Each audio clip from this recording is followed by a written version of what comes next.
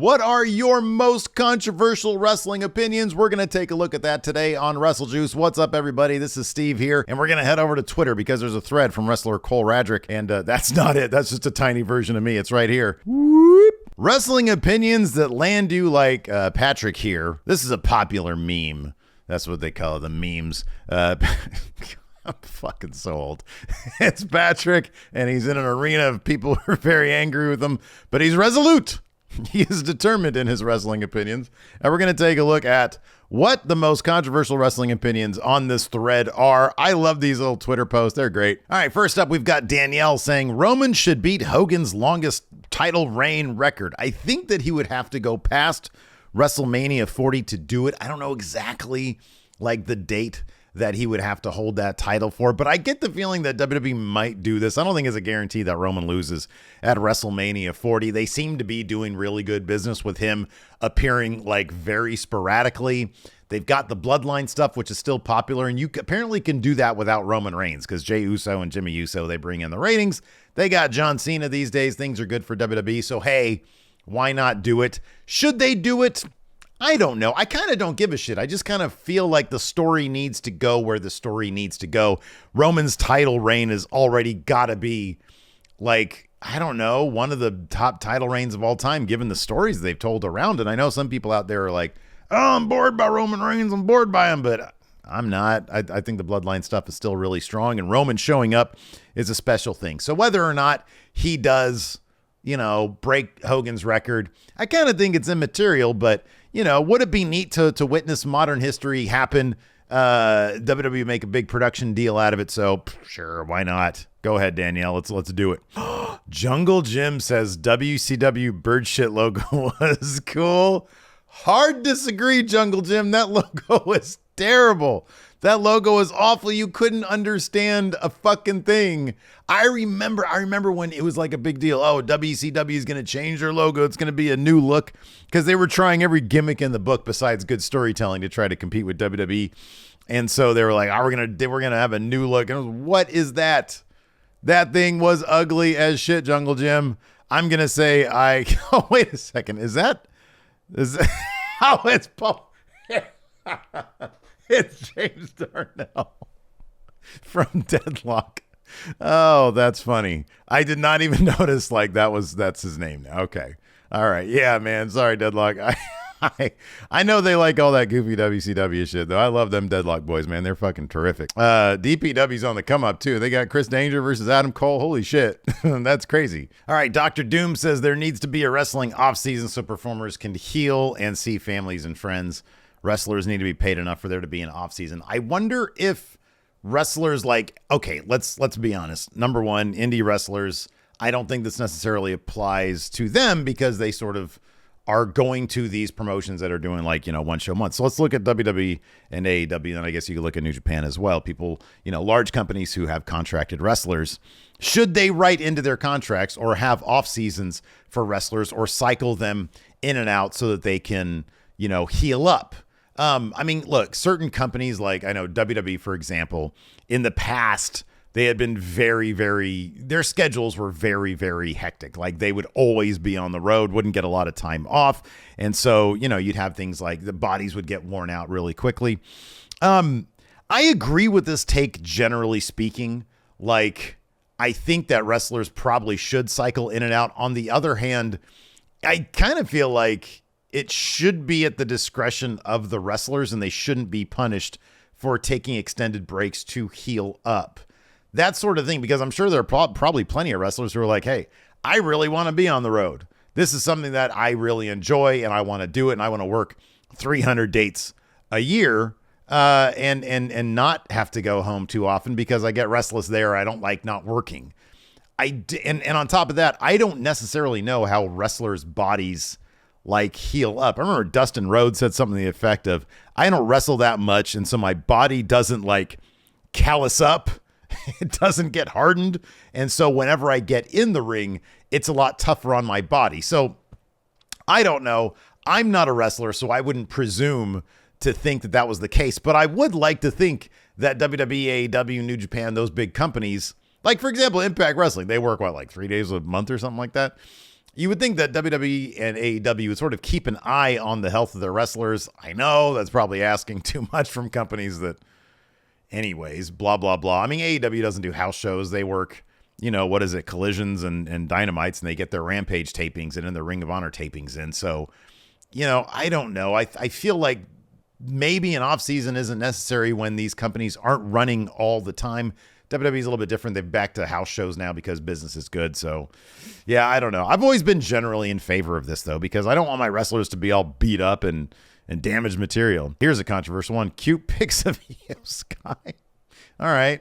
I'll have to test that one out later. Says, the Daniel Garcia dance is the stupidest shit I've ever seen in my life. So it's not the stupidest shit I've ever seen in my life. I think it's entertaining. But I will say this. I wish that he would do it when it sort of makes sense to do it. Like, for example, on Dynamite Grand Slam, there was a backstage moment between Don Callis and Sammy Guevara, and they run into Daniel Garcia. And there was an intense stare-off between Garcia and Sammy Guevara. And Garcia did not do the dance. And I was very happy about that because it's like, okay, he was getting to the point where he would just do it in any situation, regardless if it made sense or not. So I don't really understand what the character motivation is that he has that dance. I guess maybe the idea is because he feels Jericho getting further and further away from him, he feels the need to sort of force the sports entertainment aspect of his character. And so he's doing the dance, even though it doesn't really make a whole lot of sense. Now that I say it like that, it actually does make a lot of sense. It's no longer the stupidest shit. Here's a CM Punk one. From FK Gem says CM Punk was genuinely so fucking washed in AEW, and people were pretending that whatever the fuck he was doing was even all right, either to piss off the elite fans or out of the same type nostalgia Vince McMahon. I think, look, man, I honestly think CM Punk gave us some really good stuff during his times in AEW. I think a lot of his matches were a lot of fun. I think, yeah, he had some moments here and then. Him trying the buckshot lariat and collapsing, him trying to hit that GTS on Joe and it sort of looking kind of wonk. The guy's older. Like, I don't know what you expect, but I thought that the meat of his matches, his storytelling was really good. I thought the stuff he did with MJF was really, really good. So I don't think he was so fucking washed. What a great term. Let's see here. What else do we have? Oh, man. How is this controversial? Wrestling Jeeba says deodorant should be compulsory for all wrestling shows. Deodorant should be compulsory in life for everybody around the globe. Everybody should wear deodorant. I don't know why they don't. It boggles my mind. It's a brilliant invention. It keeps you from smelling because people naturally stink. Ooh. LHDH says Undertaker was never good. People just think he was because he was constantly pushed. This is a hard disagree. Although I will offer up a caveat here. Undertaker was best in the last 5 years of his career. Because if you look at, or 10 years, I'll say 10 years. If you look at stuff like End of an Era, that's a brilliant match. His last run of WrestleMania matches against HBK and Triple H were absolutely brilliant. I think he should have retired after End of an Era. I really do, because there was like a lot of crap after that. But those 4 matches right there really solidified his legacy. I think that if you look back at the one that says, you've been around for 20 years, it's mediocrity. I don't believe that for The Undertaker. I think that Undertaker worked a rate and a pace that helped with his longevity. He was able to keep his mystique for a very long time because he didn't sort of break kayfabe on the outside, and I think that helped him a lot. I think the entire package of The Undertaker was something that was very special and unique. That's not to say that he had very compelling matches throughout the large majority of his career, because he didn't. A lot of his matches were incredibly boring. He wasn't particularly good on the mic. All that being said, the thing of The Undertaker was actually really, really cool. It's just that when you get down to the details, But I don't think it has to do with like he was constantly pushed. He was constantly pushed because Vince knew he had something with the mystique. He had something with the aura. And Vince tried to recreate that so many more times down the line and kind of failed. But a lot of the stories that Undertaker was in were actually pretty good. Like the Kane stuff was really good. Cameron Avec Davis says intergender wrestling should be on main shows like AEW and WWE. This is an interesting one. And I don't think I think that there's probably a lot of people who agree with this. I understand to a degree why WWE doesn't do that. But because I think there's two reasons, and they're sort of intertwined. Number one, I don't think advertisers would like it at all. And they're sort of the end all be all. They sort of matter a lot to WWE. So I don't think advertisers would like it. I know there used to be one of the criticisms of intergender wrestling is, well, the kids are going to replicate that on the playground. Let me explain something to you guys. Kids don't know what the fuck WWE is. They don't. They probably haven't for a little while. I went and gave a little presentation about how to do YouTube stuff to my 8-year-old's class, I don't know, a couple months ago. And I asked everybody there, because I said, hey, I do a wrestling YouTube channel. It's about WWE. And I thought about it. I was like, who here knows what WWE is? Nobody raised their hand. No 8-year-old raised their hand. Nobody knows what it is. I asked them if they knew who The Rock was, and like half of them did. I asked them if anybody knew who John Cena was, and everybody raised their hand. Everybody knows John Cena. Half the people know who Dwayne The Rock Johnson are. Nobody knows what WWE is. Nobody has any idea what pro wrestling is. And I wasn't about to explain it, so I was just like, okay, cool. Well, yeah, I talk about John Cena sometimes. So I don't think that's a problem. I don't think people are going to watch intergender wrestling and then kids are going to start replicating it on the playground. That being said, I think advertisers might think that'll happen. And I think that if you get the wrong clip of wrestler A, a male, punching wrestler B, a female, then advertisers are going to have a huge problem with that. So in terms of the business aspect of it, don't think it's going to happen.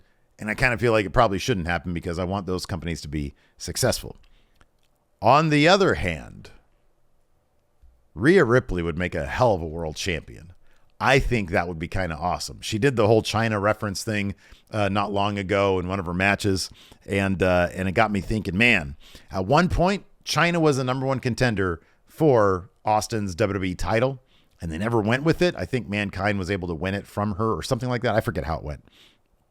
But China would have been badass as a WWF champion, even if it was for like a couple months. That would have been awesome.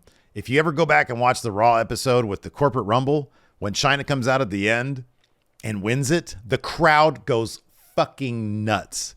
She should have been world champion. Rhea Ripley's kind of in that spot right now where the men don't want to hit her because in the universe, obviously, it's not good to hit women. In our universe, it's not good to hit women either. That being said, if they figured out a way to address that particular thing, like either one of the wrestlers does go ahead and hits her and she completely no-sells it, thereby sort of selling that, oh, she's a badass and she's not going to be affected by a punch. I don't know. That's a great way to go. Or if they just sort of dance around the idea of striking, because striking is really the main problem with intergender wrestling. It just looks wrong to see a dude in there punching a woman. It does. You bitch about it in the comments. I don't give a fuck. I know that they do that stuff in movies, and I don't know why it's different, because this is a simulated sport. It's not a movie. It's a simulated sport. Yes, there are elements in it that sort of feel like movies, but it's not. I've seen plenty of intergender wrestling, and I think a lot of it is really, really good. But I understand to the mainstream audience, there's probably an issue seeing a guy punch a girl. That's a fact. That's just a thing, right? So if you dance around it and you be clever with it, I think Rhea Ripley would be a badass world champion. I really do. So that's my thoughts on it. I don't know. Light up my comments. I don't care. It's engagement, right? Anyways, that's going to do it for controversial wrestling opinions. Let me know some of yours in the comments below. We did something similar to this where we asked the friendos controversial wrestling opinions, and I'll put that video somewhere over here so you can check that out. That was me and Larson over at the Friendo Club Wrestling channel. Be sure to hit that subscribe button and the thumbs up. Thanks for watching, everybody. We'll see you around.